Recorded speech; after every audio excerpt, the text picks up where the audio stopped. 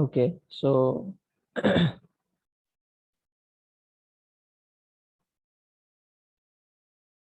we'll go through the what all exercises you have in the lab. Okay, I've prepared a PPT, just an introduction as to what you will be having in the lab. So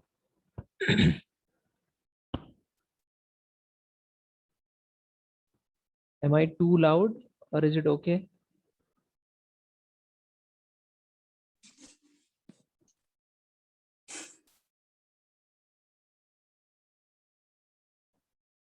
Yes. Okay.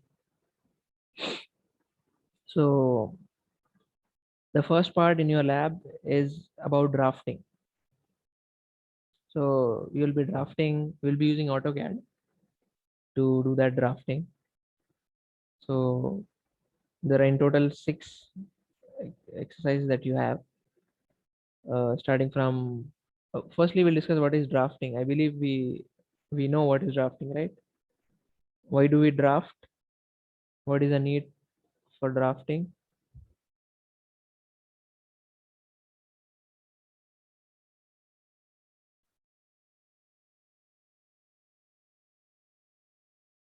Yes, anyone?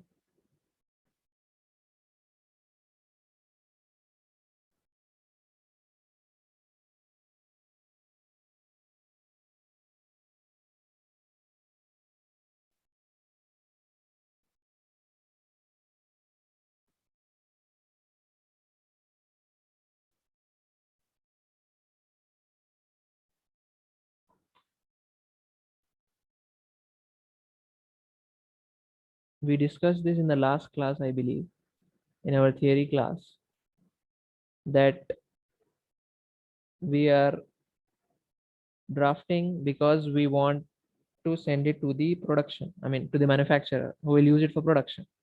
Okay, a production drawing, as we know, uh, has all the details of the component to be manufactured.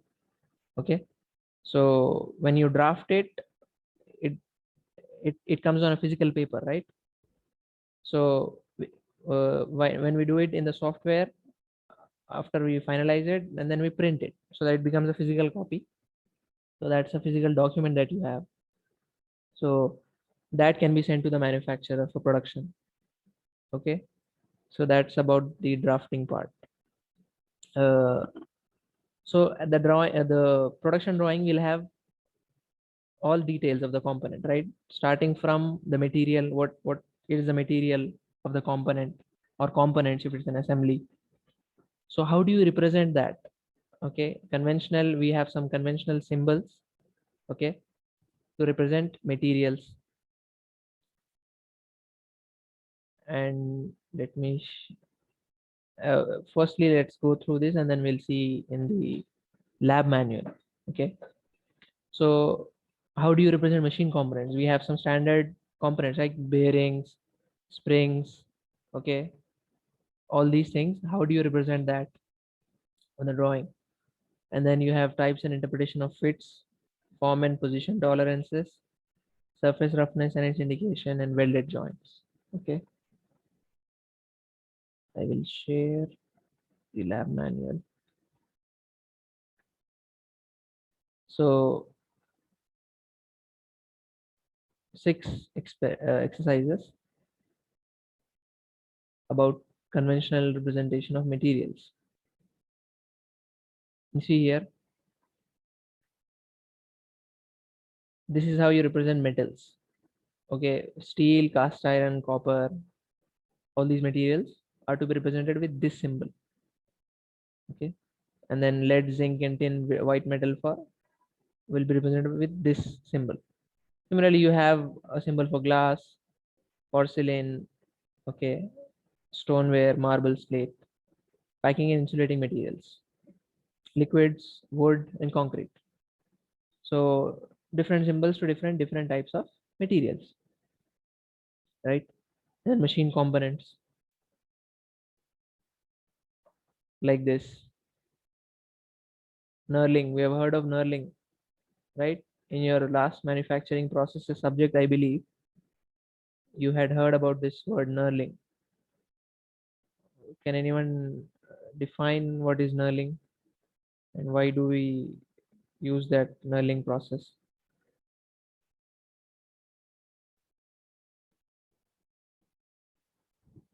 Yes.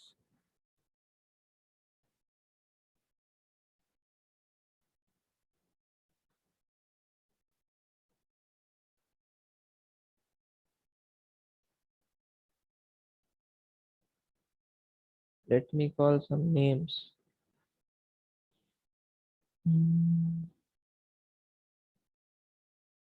19302 Sai Kiran. Yes, sir. So producing, embossing a diamond shape pattern on the machine component on a workpiece is known as knurling. It is used for gripping.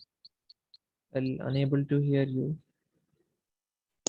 Although the Hello. headphone is working. Hello, sir. I am audible. Audible now. Hello. Not able to hear you.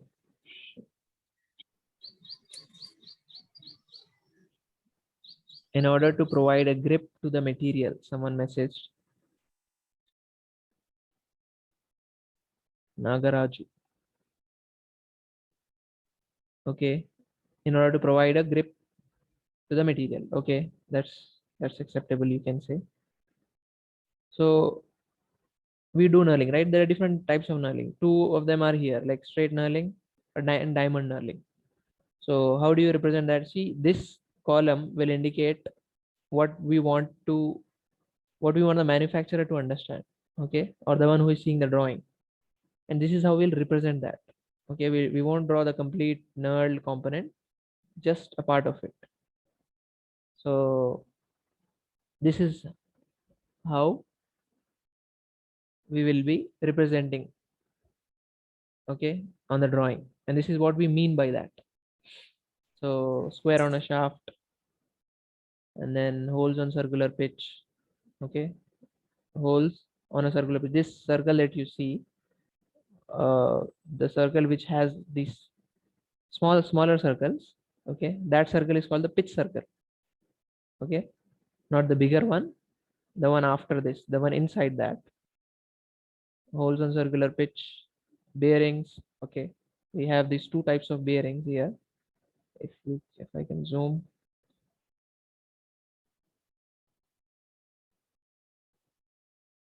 So see, this is, can anyone tell me what these two types of bearings are? Probably studied this in machine design.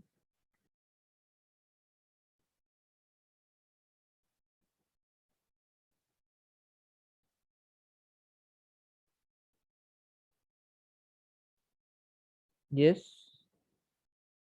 if it is visible to you, okay, these two types of bearings, you can type in the chat box. What are these two types of bearings?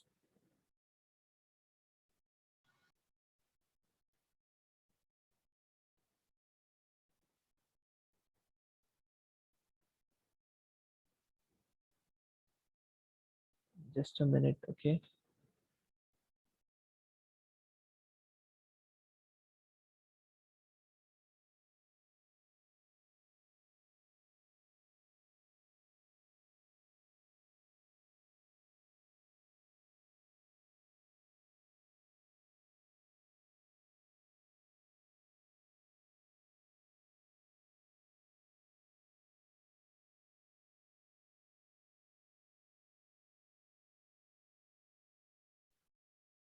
Okay, so you see this one, as you can see inside, there is a circle. So this represents ball bearing. Okay, and if you can see here, it's a rectangle here inside. Okay, and the remaining part is black. So this rectangle indicates that roller bearing. Okay, we have different types of bearing.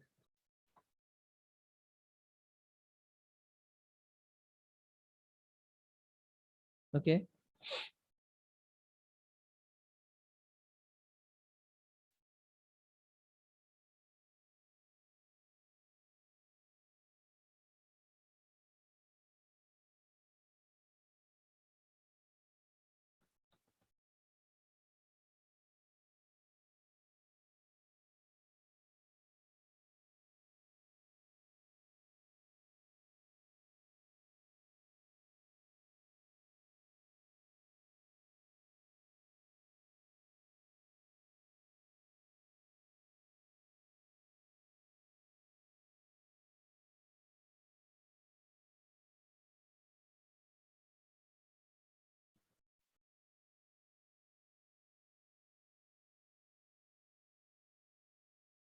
So this is how you'll represent that. Okay, just with this cross, and then external through screw threads. Okay, like this, and then internal screw threads. If you can observe the cut that you are having here, when we are conventionally representing it, for internal threads, the cut is outside, and this cut is inside for external threads. That's one difference between the external and internal screw threads representation. So, and then screw threads assembly, like you have one component which is basically a hole, threaded hole, and then another shaft which is also threaded, and spline shaft, interrupted views. Okay, semi-elliptic leaf spring, semi-elliptic leaf spring with eyes, springs. Okay, machine components, representation of machine components, and then types and interpretation of fits.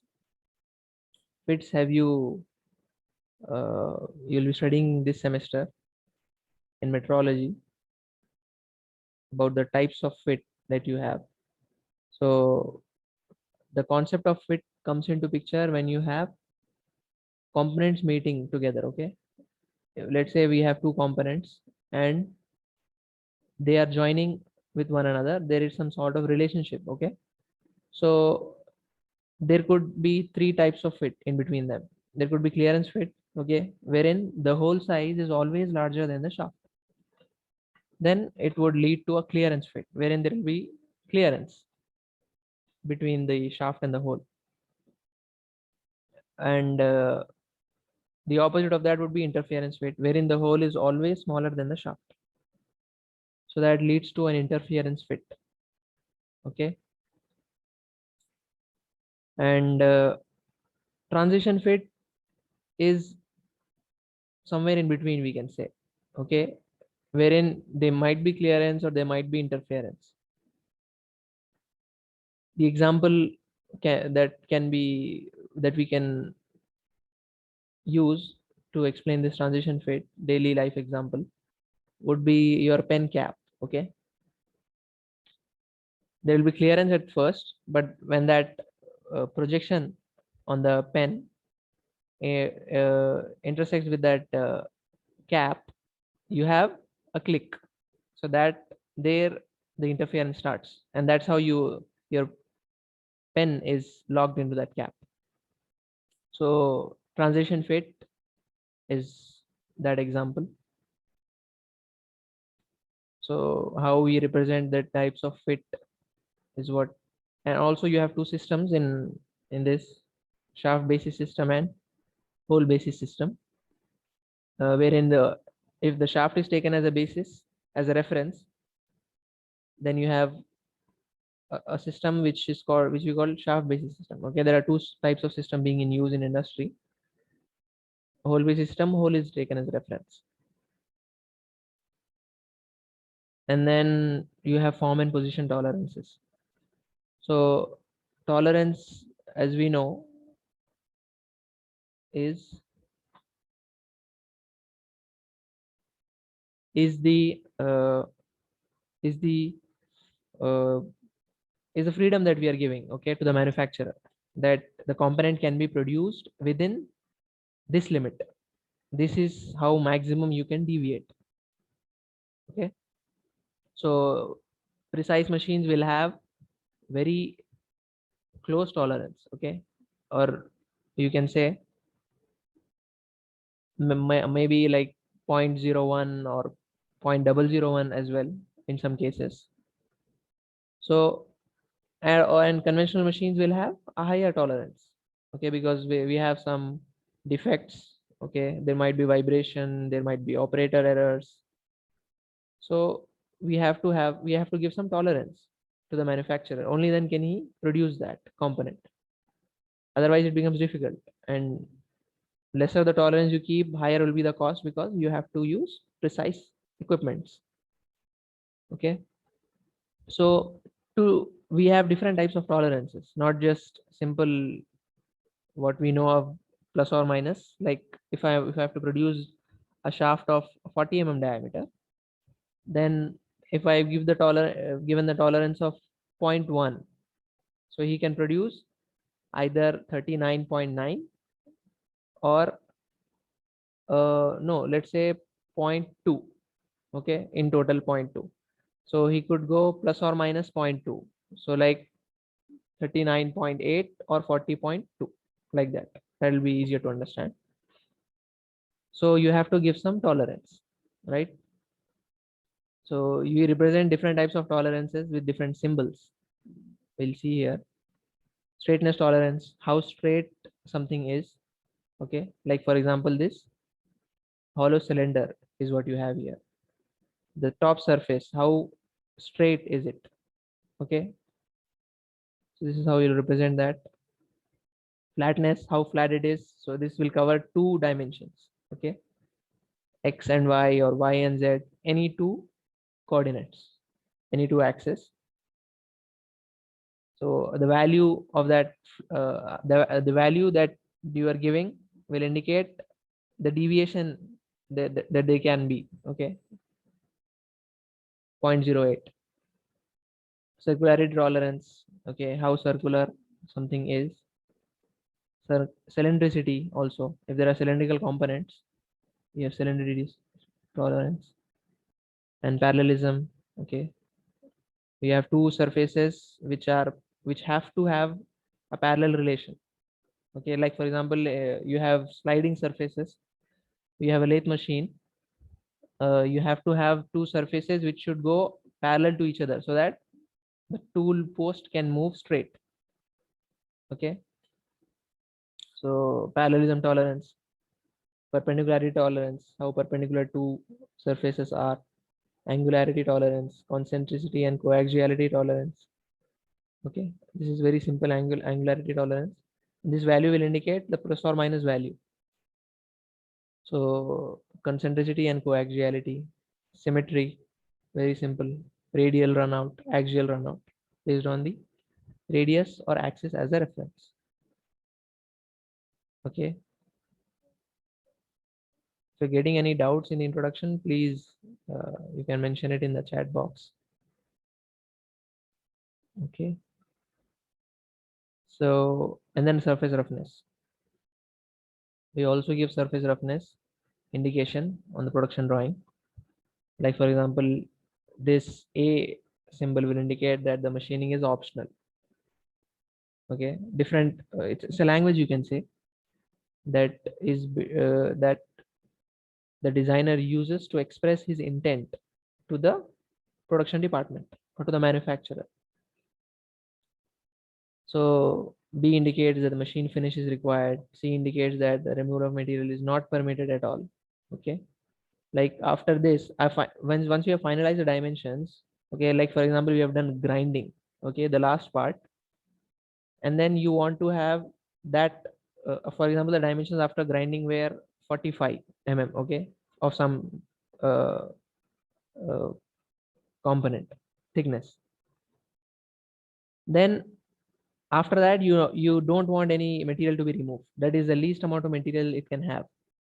Okay, then you have to use a symbol to indicate that any removal of material is not permitted after on this surface, you can say. So D will indicate special surface finish. So special surface feature is required. Okay, and surface roughness may be obtained by production method, may be obtained by removal of material by machining, must be obtained without removal of material. A indicates surface roughness value. So this A will have its value. Like for example, you could have 0.05 here. Okay, it will have some value.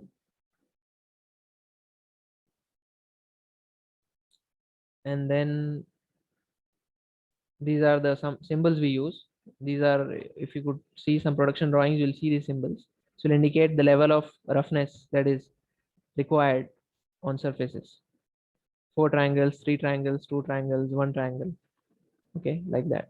And this will indicate the value in micrometers, right? Not millimeters, micrometers, 10 to the power minus 6 of meter. So each one has its own range. And we have grade numbers as well, roughness grade numbers. Okay. And then welded joints. So we have a process in manufacturing called welding, as we know. Okay, a permanent type of joint is what we'll get once we weld two components.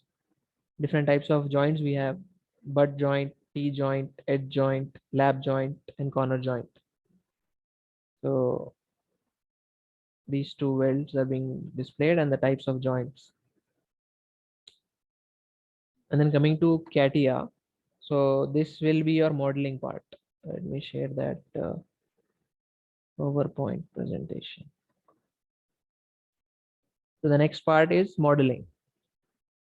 So you have 5 exercises in part modeling and 1 exercise for assembly modeling.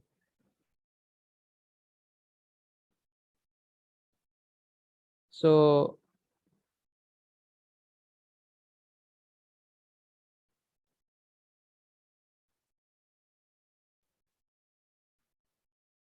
okay, so that drafted part, what we saw earlier, we used to, as I said, traditionally it was done by hand.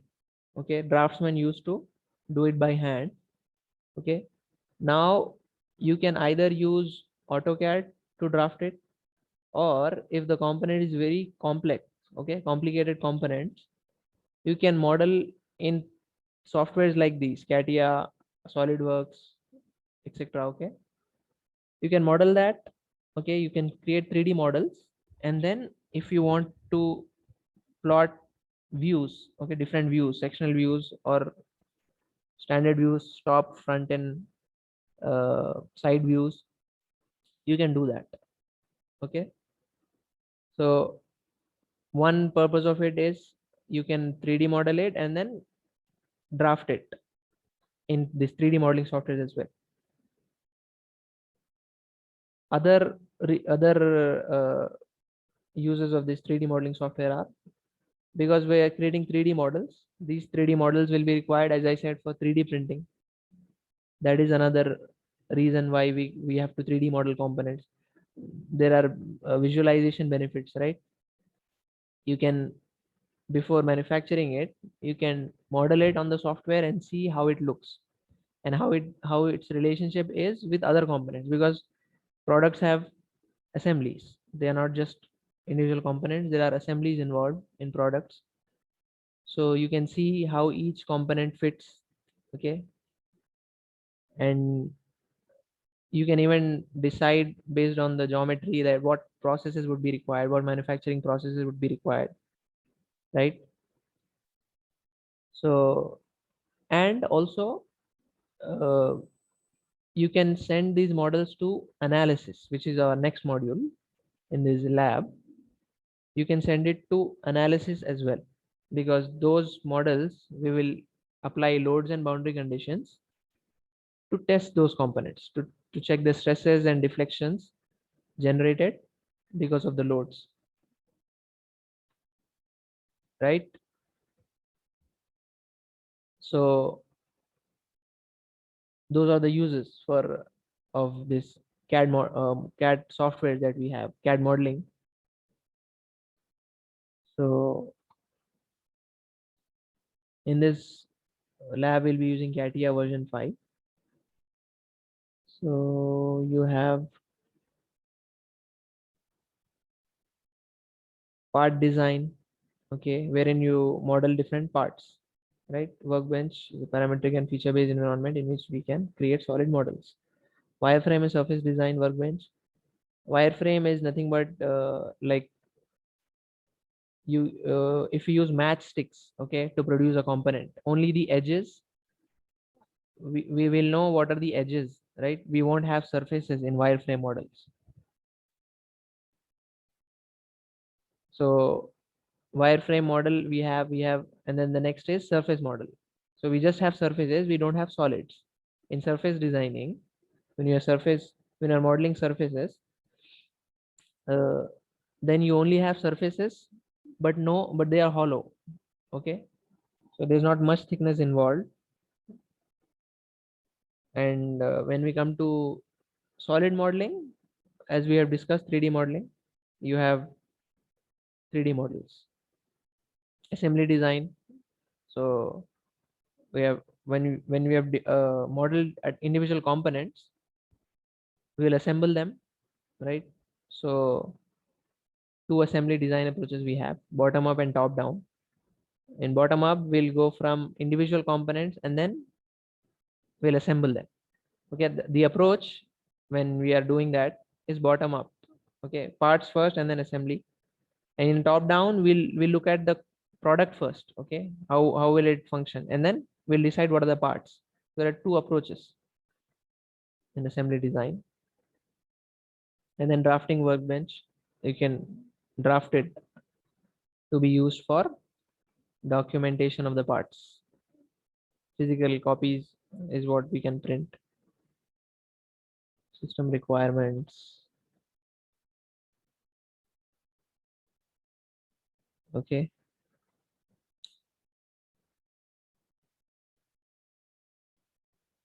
And we'll be seeing these constraints as well as we go along in the lab, that we will constrain basically saying, okay, this component, this line can only be fixed, or it should be parallel to the other line, it should be perpendicular. We'll give some relations. Okay, so that will make sure that that particular entity stays in place or has some relationship to the other entities, so that relationship will be maintained. So those are constraints, and these are the exercises that you have. Solid model, size 1. This will be exercise 2. Exercise 3.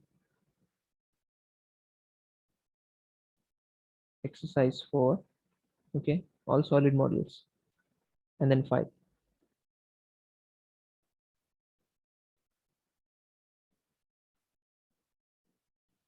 And then one assembly of stuffing box. So we'll model individual components.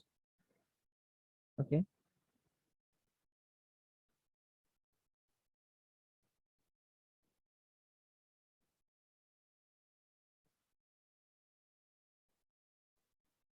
And then the final assembly. So another feature of this CAD softwares, 3D modeling softwares, is that you have this color graphics capability also. You can differentiate, giving different colors, you can differentiate, so that'll be easy for visualization.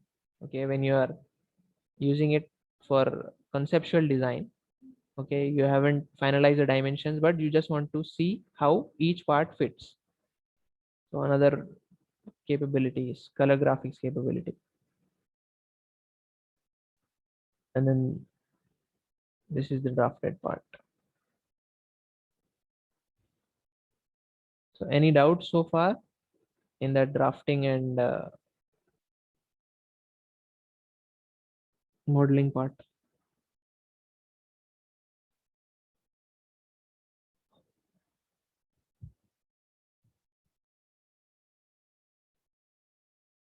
No.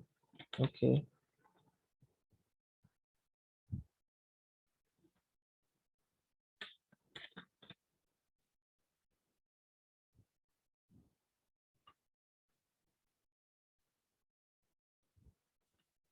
So, and then the next one is, let me share that PPT.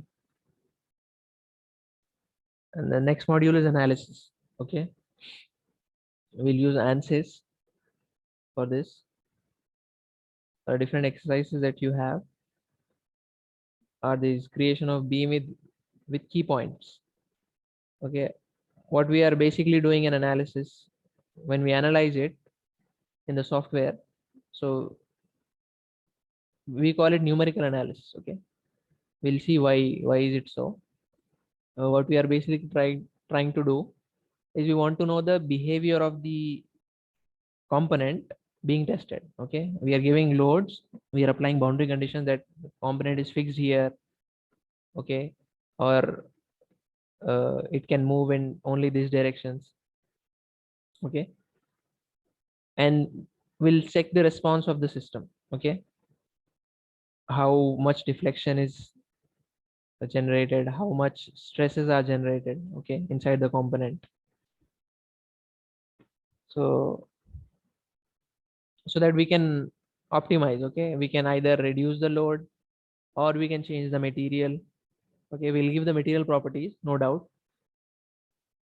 That is another input, okay, for analysis. You're not just giving the model, CAD model, you're giving the properties as well, because otherwise it will not have any meaning, right? Every material, every material has got some material properties. We have heard of material properties, right? Yeah, the general properties are Young's modulus, Poisson's ratio, yes, density. So, and also once the meeting disconnects, you rejoin again, right, with the same link. So these are the exercises that we have, okay, starting with first creation of beam with key points.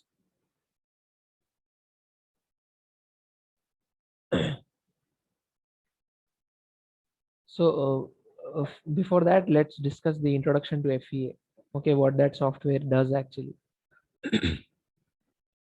FEA is finite element analysis, right? It says it's a computing technique that is used to obtain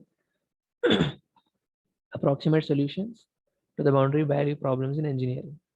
So you see here, computing technique, okay, approximate solution, okay, it says we'll get approximate solutions because, can anyone mention why we have approximate solutions and not exact solutions?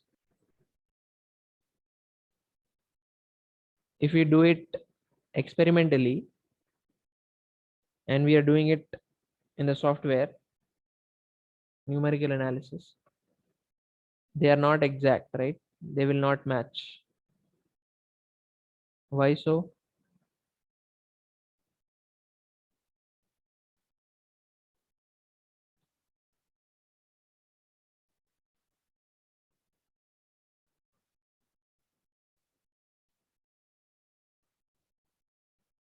Yes. Why is it that in numerical analysis we get approximate solutions, and in when we do the experiment, physical experiment, you get different results, okay? There is some difference in the results, right? Why is it that? It's theoretical, someone says. You see, what goes behind the software is a technique called finite element technique, or finite element analysis, as we are calling it, because you see, for example, this circle, I can divide this circle into how many parts?